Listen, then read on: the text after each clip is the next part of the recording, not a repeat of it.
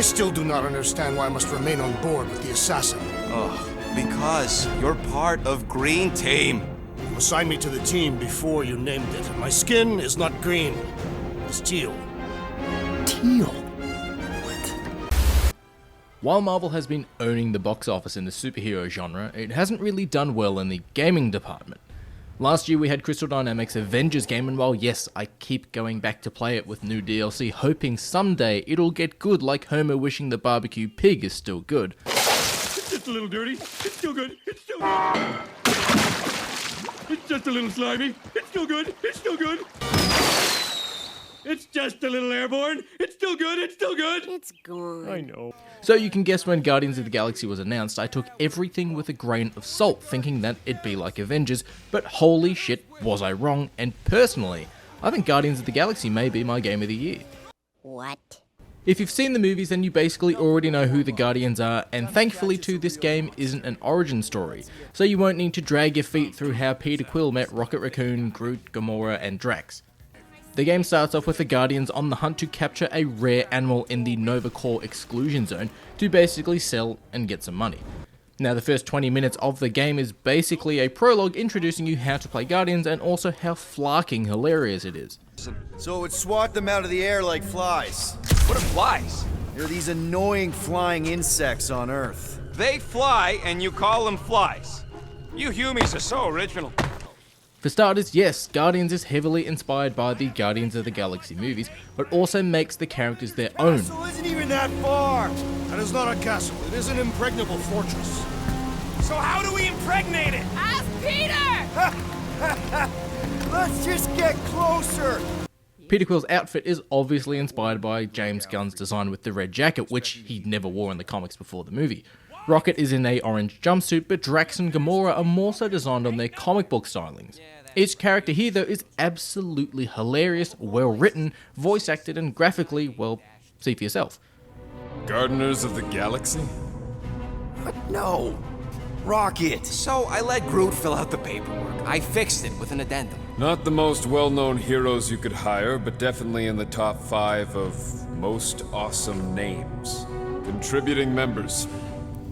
Groot, a Flora Colossus, last of his kind, fearless in a firefight, an awesome best friend. Rocket, bona fide super genius and a wizard with explosives. Definitely not a raccoon. Gamora, adopted daughter of Thanos, deadliest woman in the galaxy. Need we say more? Drax the Destroyer, convicted serial murderer and galactic war hero, often grumpy.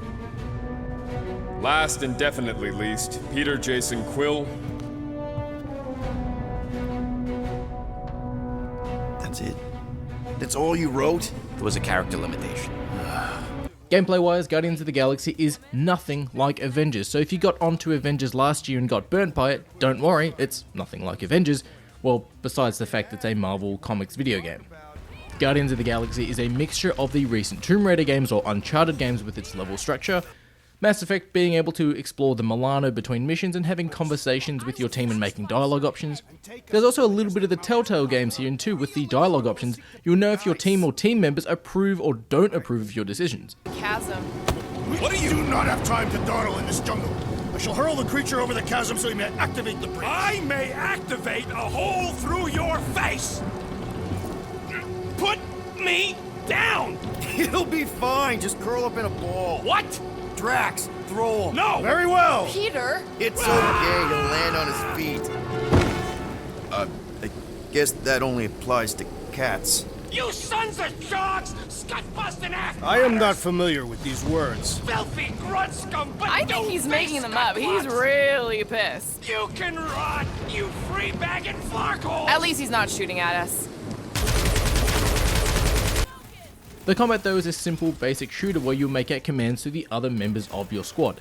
Now you'll only be able to play as Star-Lord with his main weapons being his iconic space pistols. You'll basically shoot your way out of most situations with your jet boots using to avoid damage and looking good while doing it. It's a simple third-person shooter where you dash around, fly around and sometimes even get physical with enemies. Now it's worth noting too, Star-Lord isn't physically strong or can withstand many hits like say Thor or Hulk, but that's what you've got the other Guardians for. Now, Star-Lord can command Drax, Gamora, Rocket and Groot, each with their own special abilities inside and outside of combat. Now, Drax, for example, deals medium damage but staggers enemies, leaving them vulnerable to more damage. Gamora will deal a load of damage to one single enemy. Groot can dig his vines into the ground and trap and stun enemies, leaving them vulnerable to more damage, while Rocket can layer the area in explosives. Outside of combat, Rocket can unlock security doors and sneak through vents, Groot can create bridges out of vines, Drax can pick up and move heavy objects for platforming, while Gamora can clear vines or cut or latch onto walls and throw you up. So obviously with these abilities outside of combat, there are some platforming and puzzling moments just like in the modern Tomb Raider games. After each encounter you'll gain experience, which goes into a leveling up system. Every time you level up you get one experience point, which not only goes into learning new abilities for Star-Lord, but for everyone in the team. The leveling up system isn't in depth like Mass Effect, but it's simple enough for anyone to just simply understand. You'll get 1 point for every time you level up, but the points you earn are placed into each Guardian. Now, each Guardian starts off with one basic ability, and then you can unlock and further upgrade characters like Groot being able to shoot spiked vines out of the ground, or Star-Lord launching himself up into the air to perform a ground staggering attack. Though being a superhero game, there is special or ultimate abilities, and it's called the Huddle. Star-Lord has a meter in the corner of the screen, and when that's full, he can huddle his fellow Guardians together to hype them up for battle. Now, you need to pay attention to what your Guardians are saying during the huddle, as they could be thirsty for battle, or arguing with each other, or scared, and you need to rally them. There are 2 dialogue options that come up, so you need to pay attention, because if you select the wrong dialogue option, that'll affect the huddle ability. Now, the huddle can substantially buff Star-Lord, or it can substantially buff the entire team. Also, Star-Lord summons his fellow Guardians using his tape deck, and yes, there's a soundtrack here.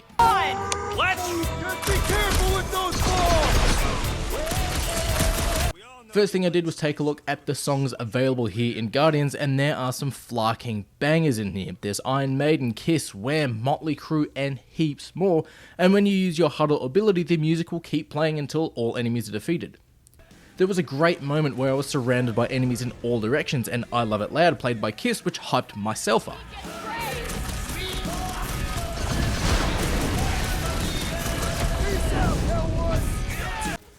Whoever picked the music for this game, dude, you need a raise and a case of beer. There's also music here in Guardians, and no, not just the score, but metal music. The band in-game is called Star-Lord, which gives Peter Quill the idea for his name, and the band's logo or naming is stitched onto the back of his jacket. The music from the band Star-Lord 2 is fantastic. Graphically and, well, story-wise, Guardians of the Galaxy is great. Characters use the word flarking in replace of, well, what do you think? And rather than how Spider-Man 2099 uses shock as a swear word as it's really cringy, the delivery of the dialogue here is flarkin' great. Please tell me that is not a crate of super illegal tech. It is a crate of super illegal tech, which also happens to be very valuable. Really? What? We're on a Ravager ship. Even the flarkin' bulkheads are stolen. Well, we can't fit both in the compartment. I will eject the crate into space. Eject the crate and I melt your face! The mocap here used for the Guardians is awesome. There's even small details that had me in stitches, like when I was exploring the Milano, I found a how to understand sarcasm book and glasses in Drax's bedroom. Being a bit like the recent Tomb Raider or Uncharted games, there is a bit of exploration in every level where you find resources to upgrade Star-Lord, giving him more health or shields or upgrading his blasters or his jet boots. You'll be able to activate Star-Lord's helmet in missions to scan items, a bit like the detective vision in the Arkham games. Throughout levels and inside the Milano, you'll have workstations where Rocket can upgrade your gear using resources that you find, so it's always worth exploring the levels. Now, speaking of blasters, the pistol Star-Lord uses are a bit like the blasters from the original Mass Effect game in that they'll overheat and you won't have an ammo counter. But like in Star Wars Battlefront or Gears of War, there's an active reloading system here. When your blasters are cooling down, if you hit the fire button in the right spot, your blasters will instantly cool down, but you'll also fire off a supercharged shot. It is a pretty simple system, but it's damn near intense when you're caught in a firefight and your flarking up a cooldown leaves you basically useless. As with all comic book games too, there are costumes to unlock which graphically look great, and they're pulled from some must-read comics, and yes, there's movie outfits. You'll have costumes hidden inside purple treasure chests hidden in levels, and there are multiple costumes to unlock for every member of the team. There's the Annihilation outfits for the Guardian, which includes Star-Lord's best helmet. There's a suit and glasses look for Rocket, which I won't lie, looks pretty rad. And then there's the Guardians of the Galaxy movie outfit for every character, and Drax's skin will change too, seeing as he's mainly just walking around without a shirt on, while Gamora will change and have the Zoe Saldana costume rather than changing her facial makeup stylings. Now, Guardians is a pretty damn great game. If you're a fan of the movies or the comics, then you'll love the game. The characters are well written, voice acted, mocapped, and it feels like a casual Mass Effect light for comic fans. Though while the game is near damn perfect, at least in my opinion, there are some small things that, yes, while they're so tiny and minuscule, when you have these small tiny problems in a near perfect game, they become a little glaring. I've had some small graphical issues where there's been character models stuttering during some cinematic moments. I've also found characters holding weapons in their hands when I think they're not supposed to be holding them. Now, it's worth noting too for anyone who might be interested, but there's no iron sights or aiming here in Guardians. You see, what would normally be the aiming button is used to lock on when in combat. It took me a little while to get used to, and you don't need to lock on to enemies, but from muscle memory of pulling the left trigger or the right mouse to aim, you're suddenly locked onto a target, and it threw me off a couple of times. But honestly, like I said, these are small, tiny problems that I personally had that became obvious to a near-perfect game. Guardians is a prime example of why single-player story-based video games still work. There's no microtransactions, there's no multiplayer, there's no shortage of laughs. There's even a bit of replayability here as you choose what direction a level goes into. Depending on what option you select will determine how the rest of that act will play out. Characters' environments are visually stunning, and the story, while having comedic charm to it, has great heart with Peter Quill's story. While Avengers multiplayer only works when playing with friends and taking a tactically nerdy role-playing approach to it, Guardians doesn't rely on others to enjoy. If you're a fan of Mass Effect, Tomb Raider, Uncharted, the Guardians of the Galaxy movies or comic books, or honestly just looking for a great single-player game, then you need to take a look at Guardians of the Galaxy. 60 clicks from the fortress. I'd say closer to 75. Well, there is only one way to know for sure. 0.1 clicks. 0.2 clicks. 0.9, 2.1, 0.3 clicks. 4.5. 0.4 clicks. 0.5 clicks. 0.6 clicks.